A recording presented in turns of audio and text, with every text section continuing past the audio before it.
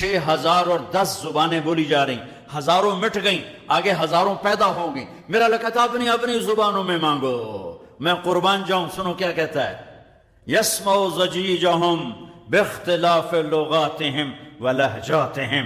تمہارا مانگنا وہ آواز نہیں ہوگا، وہ شور و غوغا ہوگا، وہ ہنگامہ ہوگا، اور تیرا رب وہ رب ہے کہ اس ہنگامے میں ہر ایک کی الگ الگ سنے گا اور اسے خطا نہ لگے گی، اسے خطا نہ لگے گی۔ گونگے اشارے کر رہے ہیں، وہ اشارے سمجھے گا۔ چائنی اپنی میں بول رہا ہے، اردو والا اپنی میں، پنجابی اپنی میں، پٹھان اپنی میں، سندھی اپنی میں، اور اس کہتا میں سب کی سن کر سب کا چاہا سب کو دے دوں۔ ما نقص ذلك من عندي الا كما ينقص المخيط اذا ادخل البحر۔ اللہ اکبر۔ یہ دیکھو، ادھر دیکھو سارے، یہ میں نے انگلی ڈالی، باہر نکالی، پانی کا قطرہ نظر آیا، اس میں کمی آئی کہ نہیں آئی؟ کمی آئی ہے نا، ایک تھوڑا سا پانی نکلا ہے اور کمی آئی ہے۔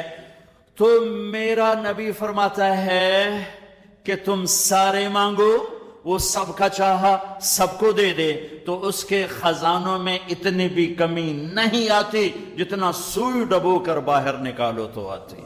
انگلی پہ زیادہ پانی لگ گیا، سوئی پہ تھوڑا لگے گا، تھوڑا سا لگے گا، بلکہ جو لگا وہ بھی گر جائے گا اور صرف تری رہ جائے گی۔ میں قربان جاؤں میرے مولا تیرے کیا خزانے ہیں۔ وہ کہتا ارے مجھے چھوڑ کر کدھر بھاگے جا رہے ہو بے وقوف، ارے میرے در پہ جھک۔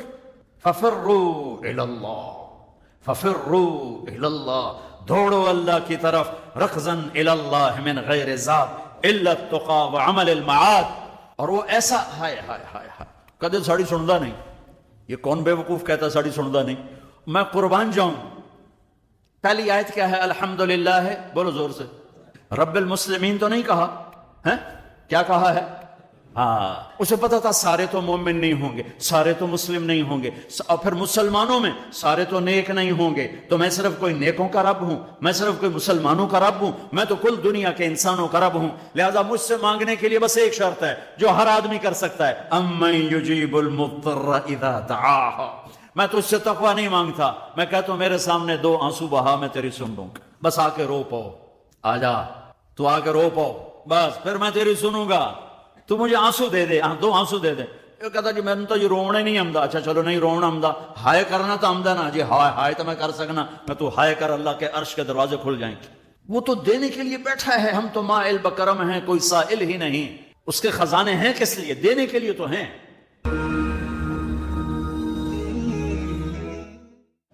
قرآن کی سب سے عظیم آیت جس کو آیت الکرسی کہتے ہیں، یہ قرآن کی اعظم آیت فی القرآن ہے۔ قرآن کی سب سے لمبی آیت نہیں، سب سے عظیم، سب سے زبردست آیت ہے آیت الکرسی۔ اور اس کو اعظم آیت اس لیے کہا جاتا ہے، اس میں صرف اللہ ہے، اللہ کون ہے، اللہ کیسا ہے، اس کے علاوہ اس میں کوئی اور شے ہے ہی نہیں۔ اور اس میں اللہ کا نام کوئی 19 دفعہ ریپیٹ ہوا ہے، یہ چھوٹی سی آیت میں 19 دفعہ اللہ کا نام ریپیٹ ہوا ہے۔ تو سب سے لمبی اطول آیا، قرآن کی سب سے لمبی آیت ہے اذا تداینتم بدین الی اجل مسمی فاکتبوہ۔ آپس کے لین دین اور آپس کے جو معاملات ہیں اس کو لگاتا لکھو۔ نہ لکھنے کی وجہ سے کتنے بگاڑ آئے ہوئے، لوگ ٹیکس سے بچنے کے لیے لکھتے لکھاتے نہیں، پھر ویسے ان کے مال ڈوب جاتے ہیں۔ اور ہمارے فیصل آباد کی سوتر منڈی میں روز کوئی پارٹی بیٹھی ہوتی ہے کہ لکھت پڑھت کوئی نہیں، صرف پرچیاں چلتی ہیں، تو اس پر پھر کسی کی نیت خراب ہو جاتی ہے تو لے کے بیٹھ جاتا ہے، کہتا میرے پاس ہے کوئی نہیں، بھاگ جاتے ہیں۔ تو اس کو اللہ نے اتنے اہتمام سے بیان کیا کہ اتنی لمبی کوئی آیت نہیں پورے قرآن کہ معاملات جو لین دین، تجارت، قرضہ، آپس کی جو یہ اکانومی کے معاملات ہیں، ان کو اللہ کہتا ہے لکھو، تاکہ اگر کوئی انکاری ہو تو اس کو پیش کرو، بھی تیرے اپنے ہاتھ کا لکھا ہوا ہے۔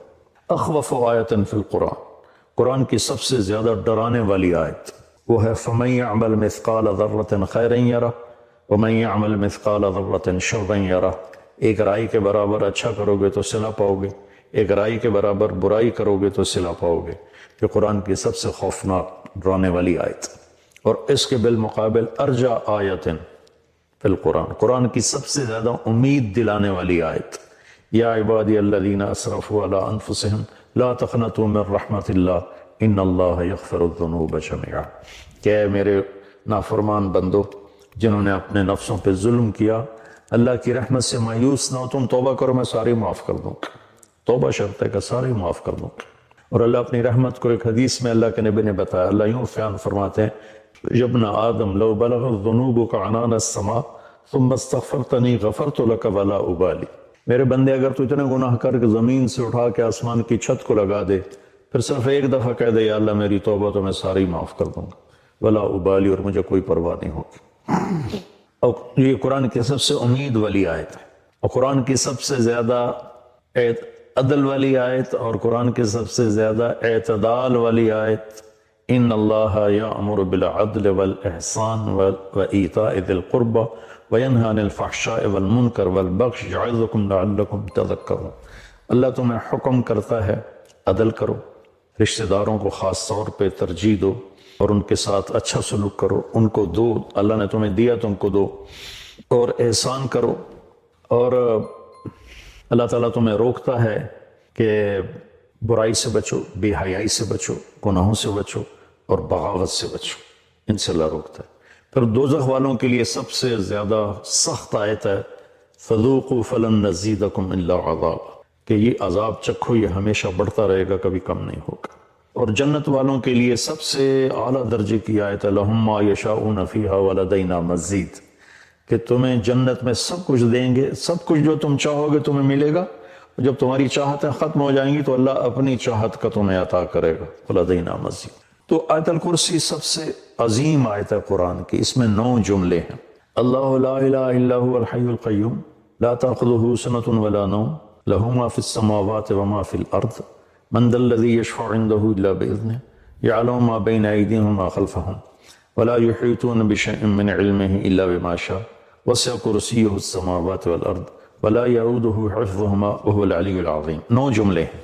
یعلم ما بین ایدیہم وما خلفہم، یہ درمیان کا جملہ ہے کہ وہ سب کچھ جانتا ہے، آگے بھی پیچھے بھی، کائنات کے کوئی چیز اس سے چھپی ہوئی نہیں۔ 4 جملے اس سے پہلے ہیں، 4 اس کے بعد ہیں۔ ان کو اللہ نے جس خوبصورتی سے آپس میں جوڑا ہے وہ میں بعد میں بتاتا ہوں، پہلے صرف اس کا ترجمہ کہ اللہ لا الہ الا ہو، اللہ ایک ذات ہے جس جیسا کوئی نہیں، جس جیسا کوئی نہیں۔ یہ ایک دعویٰ ہے، اس دعوے کی دلیل کیا ہے؟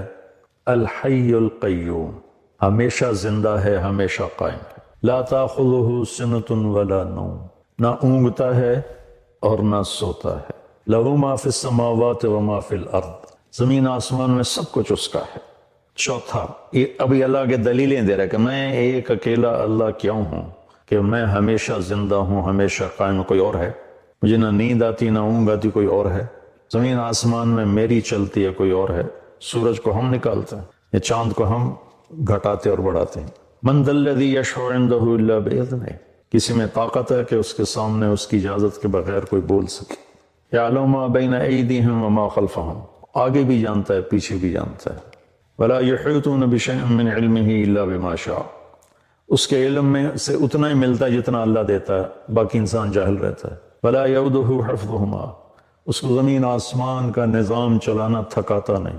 وہو العلی العظیم، وہ بلندیوں والا ہے، وہ عظمتوں والا ہے۔ یہ 9 دلیلیں اللہ نے دی ہیں کہ میں ایک اکیلا اللہ ہوں اور میرے سوا کوئی معبود نہیں۔ اب اس میں اللہ کتنی دفعہ آیا ہے؟ اللہ لا الہ الا ہو، یہ ہو ضمیر اللہ کی طرف جاتے، اللہ کی طرف اشارہ کرتے، وہ، یہ 2 ہو گیا۔ الحی القیوم، وہ زندہ ہے، وہ قائم ہے، یہ 4 دفعہ۔ حی کے اندر ضمیر ہے، وہ 5 دفعہ۔ القیوم کے اندر ضمیر ہے، وہ 6 دفعہ ہو گیا۔ لا تاخذہ، یہاں ہو ضمیر ہے اللہ کی طرف، یہ 6 ہو گیا۔ لہو ما فی السماوات وما فی الارض، لہو میں سب کچھ اس کا، یہ 7 ہو گیا۔ من ذا الذی یشفع عندہ، یا ہو پھر 8، الا باذنہ، یہ ہی 9۔ ولا یحیطون بشیء من علمہ 10، الا بما شاء، شاء کے اندر ضمیر ہے 11۔ وسع کرسیہ، پھر یہ 12، السماوات والارض۔ ولا یعودہ، یہ پھر ضمیر ہے 13۔ حفظہما، حفظ کے اندر ضمیر ہے یہ 13۔ وہو العلی وہو یہ ہو گیا 14 اور العلیش 15 العظیم 16 اور ان کے اندر ایک بیچ میں سے چھوٹ گیا حفظ کے اندر ضمیر ہے حفظ کے اندر ضمیر ہے 17 دفعہ اللہ کا نام اس میں گھومتا ہے 17 دفعہ پھر اس آیت میں جو رات کو روزانہ آیت الکرسی پڑھ کے سو جائے اور ہر نماز کے بعد آیت الکرسی پڑھے تو اس کی اور جنت میں صرف موت کا ہوتا ہے فاصلہ کہ ادھر وہ مرتا ہے ادھر اس کے لیے جنت واجب ہو جاتی اور رات کو جب آیت الکرسی پڑھ کے سوتے ہیں تو شیطان قریب نہیں آتا تو اب اللہ لا الہ الا ہو الحی القیوم اس کا اور وہو العلی العظیم یہ آخری جملہ ہے ان دونوں کا آپس میں جوڑ ہے وہ حی قیوم بھی ہے علی عظیم بھی ہے بلند و بالا تر